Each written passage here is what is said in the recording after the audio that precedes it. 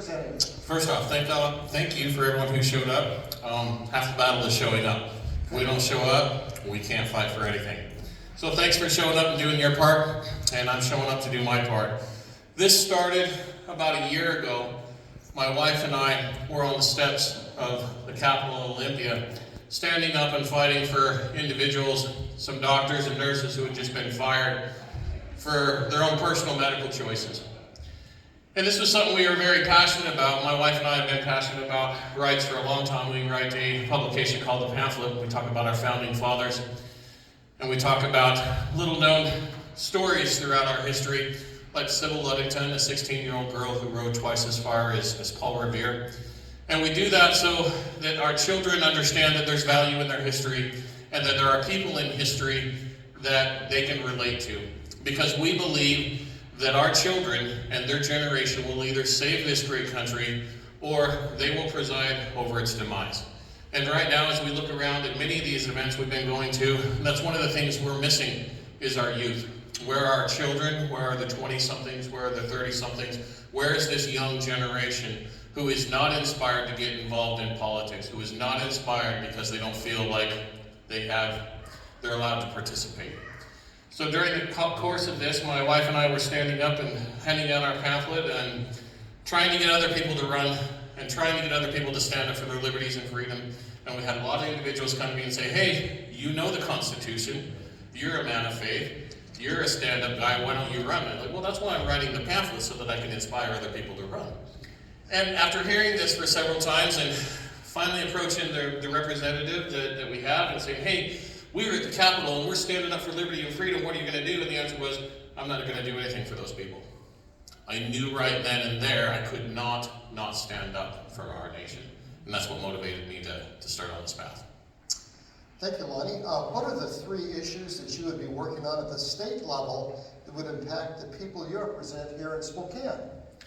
Thank you very much for that question again. Boy, there's only three I can talk about. There's so many things, but the number one thing that I'm standing for is parents are the primary stakeholders of their children's lives. If we cannot agree that our parents have the right to raise their children in their own way, their own tradition, in their own faith, without government interference, nothing else is worth fighting for. Our founding fathers came across the pond to raise their families in their own way. And that is the liberty that we were given. And if we don't have a government, if we don't have a conservative leadership that understands that parents are the primary stakeholders of their children's lives, nothing else that we fight for is worth fighting for. Beyond that, the second thing is making sure that education dollars follow our students. Instead of funding failing institutions, we want that money to go to students. So that means that $18,000, if you want to go to homeschool, you can homeschool. You want to go to charter school, go to charter school. Private school, fine. Catholic school, fine. It doesn't matter. The point is that parents want their children to be taught, and they will seek out the best education for their children. So we want to empower them. And lastly, we're in the greatest crisis of our lifetimes. In the 7th District, it has over 1 million acres of agricultural land, and far more food than we know what to do with. There is no reason in the world we should be suffering right now for want of food to feed our own people when we're growing it right here. So my number 3 priority is to make sure we feed ourselves. Because if we don't feed ourselves, who's going to feed America? Because that's what we've been doing. So we need to keep our farms going. We need to get government out of the way of the farmers and let the farmers do what they do best. Thank you. Of those three issues, what is your tip-top priority? Can you give us a little more color about your highest priority? My number 1 priority is, of course, parents are the primary stakeholders of their children's lives. And this is all about rights.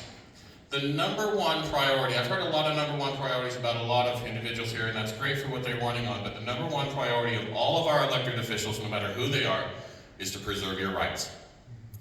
If they do not understand that, they're not our politician. Whether they have a D or an R, if they do not understand that the Constitution is their guiding principles and that rights of the individual is what they must uphold, then they're not our person. So that must be the litmus test. So I'm very passionate about natural rights. These are rights that cannot be taken away. Article 1, Section 1 of our Constitution, state constitution, one of the best constitutions in the country, by the way, most protective, if we had the legislators who stood up for it, says that all political power is inherent in the people. That's all, 100%. There is no other power than that. 1 plus 1 does not equal 2 in this case. There's only that power. So if I don't have the power to tell you to sit down, shut up, put a mask on, and inject this, our government can't do that to us either. We cannot give away power that we don't have. So the litmus test for all laws must be, can I tell my neighbor that? If the answer is no, then neither can our government. So rights, personal freedom, personal responsibility, and our Constitution is the number one priority. And I will never vote for a bill that I haven't read, and I will never vote for a bill that's not constitutional. Thank you, Lonnie, for, let's see, there's one more question. We have enough time, I think, now. Is there anything else that you'd like to share? We'll give you another 3 minutes to anything that you'd like to share to add to your comments. Thank you. The number one thing that I want you all to remember right now is we're Americans. We're already going through the most critical, difficult time of our lives. We were born for this moment. The Lord believes in us. Whether we believe in ourselves or not is irrelevant. He believes in us. So understand that we were put here for this moment.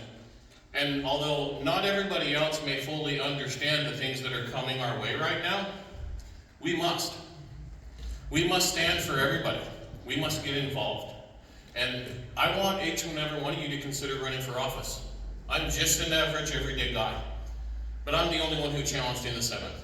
There should be 3 for every position, in all elected positions. My goal, if you elect me, is to find a better person to replace me. And that should be the goal of each and every elected official that we send up. Because if I can find someone better than me to run, you win. And I win. And I go back to my family, my pigs, my farm, and those sort of things, and deliver delicious pigs to you guys. And that's what I'd like to do, but my country needs me, and your country needs you. Thank you for showing up here. This is the most important thing you can be doing today. And God bless you, and God bless all those who stand for liberty and freedom.